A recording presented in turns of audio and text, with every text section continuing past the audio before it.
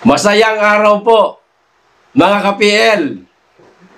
Ilang buwan lang pinatahimik ang isip ni The Junior at ni Smags dito sa issue ng pulboronic video. Diba noong mga nakaraang buwan, abay pinag-uusapan po. Maging si Tatay Digong nabanggit pa sa rally ng Maisog. Tumahimik. Ilang buwan lang. Tapos ngayon, eto na, nagbabalik na naman mga ka-PL, pinag-uusapan na naman sa lahat ng social media platform, maging sa mga group chats na di umano anumang oras ay maaari ng ilabas ang pulboronic video. Siguro, napiko na po ang may hawak ng video. Ikaw, The Junior, ha? Ayaw mo talagang magbago. Kaliwat kanan na nga ang rally ng tao. Ayaw mong makinig. Makulit kayong dalawa ni Jahas. Ilalabas ko na ito. Naku, imposibleng hindi po nila alam ang mga pinag-uusapan ng mga kababayan natin. Di ba ho? Meron silang mga intelligent eh. Di ba? Mr. President, maingay na naman ang social media sa pulboronic video. Ilalabas na daw. Imposibleng wala nakapagsabi sa kanila ng ganon. Di ho ba? Kaya, sa mga oras na to mga ka-PL, malamang sa alamang nanginginig na ang tumbong ng dalawa. At ayon po sa isang law expert, oras na lumabas na ang pulboronic video, bye-bye, The Junior. Ito na, panoorin po natin si Attorney Harry Roque. Tungkol sa legalidad ng matunog ngayon na pulboronic video, bagong kataga to na iniuugnay kay Pangulong Bongbong Marcos. Sino kaya may hawak ng video? Ibabalita yan ni Partner MJ. Partner MJ, napanood mo na ba yung video? Nako, itanong natin partner sa law expert na alam kong kilala nyo rin at pinaliwanag niya yung issue ng legalidad at kung sakaling totoo ba ng video, pinaliwanag niya rin yung issue ng impeachment na maaaring kaharapin ng isang Pangulo. So yung pulboronic video pong yan, game changer. Pag lumabas po yan, game finished. Sa katunayan, nung tinanong ko si Presidente Duterte kung nakita niya yung pulboronic video, sabi niya, ay binibigyan ako ng kopya, hinindian ko. Dahil ayaw kong magkaroon ng kopya niya. Pero ang sabi niya, sigurado siya, may kopya niyan ang militar. Pero ano nga ba ang magiging epekto nito sa kasalukuyang Pangulo kung meron mang video? Lalo na sa mandato ng isang punong ehekutibo bilang numero 1 tagasunod at tagapagpatupad ng batas. Lalo na kontra sa illegal drugs.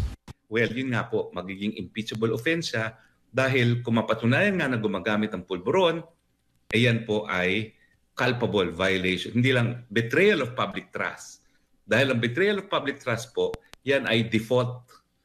Walang specific na definition yan sa ating constitutional law. Kung hindi, kahit anong bagay na magre-resulta sa kawalan ng tiwala ng taong bayan. Yung pagtataksil sa tiwala na ibinigay sa isang tao, yan yung tinatawag na betrayal of public trust. Di ni Attorney Roque, crucial ang issue ng illegal drug use sa isang presidente ng bansa. Lalo na sa pagpapasya ng mga bagay-bagay na may kaugnayan sa foreign policy. Abay, gumagawa ka ng mga desisyon. Kung aawayin mong China, kung ikaw ay iiyak sa Amerikano para magkaroon ng giyera sa ating bakura, no? Kung ikaw pala ay nasa impluensya ng pulburon, baka mamaya mali ang mga desisyon mo. So ngayon, kukwestiyonin ng taong bayan. O lalong, mga importanteng desisyon ang ginagawa ng presidente, pero kung siya ay nasa influence ng pulburon, nasa tama ba siyang pag-iisip nung ginawa niya yung mga desisyon na yan? Yan po yung nakasalalay. Oras na lumabas ng video, nakikita ni Roque na itatanggi ito ng Presidential Communications Office. Pero hindi raw maitatanggi na ebidensya na maituturing kung lalabas ang video. Ebidensyang sasagot sa pagdududa ng taong bayan. At kung darating man ang panahon na hindi bababa sa pwesto ang Pangulo kung totoong may video, ito ang worst case scenario para sa batikang abogado. At kung dumating sa punto na talagang galit na galit ng taong bayan at nais nang bumaba sa pwesto ang presidente at hindi siya duminggin sa tawag ng mga taong bayan, may posibilidad talaga na magkaroon ng malawakang pagkaaklas. At pag yan po'y nangyari, kinakailangan pumanig na ang ating mga kasundaluhan at kapulisan. Papanig ba sila doon sa kapayapaan o papanig pa sila doon sa paggamit ng dahas para mapanatili sa gobyerno ang isang gobyerno na posibleng matakwil ang taong bayan kung lumabas nga yaang pulboronic na yan. Naitanong ni Admar, mga ka-PL, kung sino ang may hawak ng pulboronic video. Nasabi naman ni Atty. Harry Roque na binibigyan di umano ng kopya si Tatay Digong pero tinanggihan niya kasi ayaw niya magkaroon ng ganyang kopya. Ayos, so ibig sabihin, walang kopya niya si Tatay Digong, ano? Pero nabanggit naman po ni Atty. Harry Roque na maaaring may kopya na ho nito ang mga military. Pero bakit hanggang ngayon tulog pa rin? Ha? Nagtatanong lang po. Hindi ko po sila kinukutya. Ano? Maliwanag, di ba? Impeachable offense di umano, mga ka-PL, ayon kay Atty. Harry Roque. Pero pag ayaw niyang bumaba, nagmatigas siya, oras na lumabas na ang pulboronic video. Ayoko! Dito lang ako sa upuan ko. Walang pwedeng magpaalis sa akin. Mag-aaklas di umano ang taong bayan. Ayan, si PL nandoon, siyempre magko-cover. Naka-live na. Ang kulit no? Nag-aklas na, naka-live pa si PL. So, maaaring ganun talaga ang mangyayari, mga kababayan. Kapag hindi siya bumaba, oras na napikon na talaga ng husto kung sino man yung may hawak ng video. Ilalabas ko na ito. Isip-isip nung may hawak ng video. Magkakagulo po. Magulo na naman ang bansa natin. Bakit ba kasi tayo umabot sa ganito? Dahil nag-ugat po ang lahat ng ito, mga kababayan, sa nabudol tayo. Pinangakuan tayo ng maganda noong nakaraang halalan. Pero, siyempre, natiwala tayo, may pangako eh. Pero ito po ang iginanti sa atin.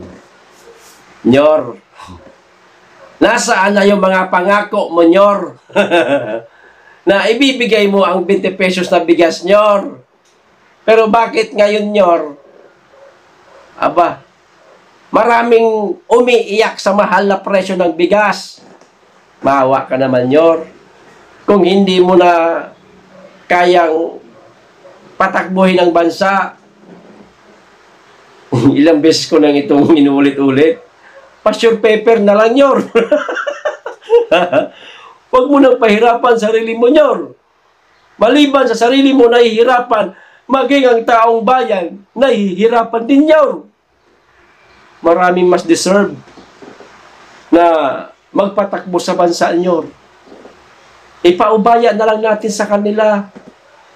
Okay? Para matamasa ng taong bayan yung hinahanap nila na katiwasayan. Alam mo yun?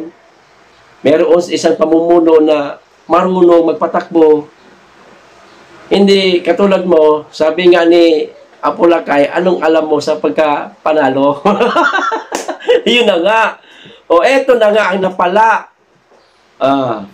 Mga ka-PL, tama ba ang sinabi ni Atty. Harry Roque? Oras na pag lumabas na ang pulboronic video, babay-babay na.